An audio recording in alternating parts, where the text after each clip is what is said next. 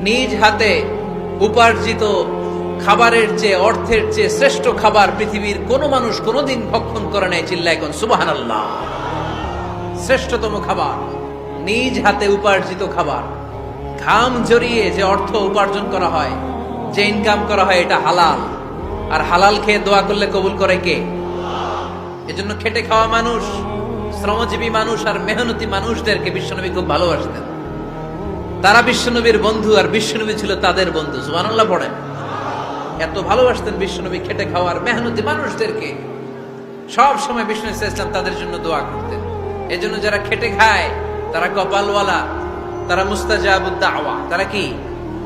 মুস্তাজাবুদ দাওয়া মানে এমন ব্যক্তি যে ব্যক্তি দোয়া করতে দেরি হয় কিন্তু দোয়া কবুল হতে দেরি হয় না।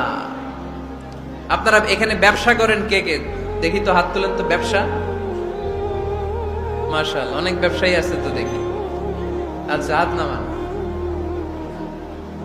চাকরি করেন কে কে? চাকরি, চাকরিও তো অনেক করে দেখি। হাত নামান।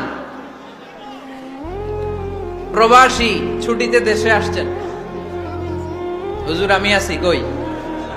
আপনি দেখতে আসছেন? মাশাআল্লাহ। কোন দেশে থাকেন? সৌদি আরব। আলহামদুলিল্লাহ। সৌদিতে ভাল লাগে?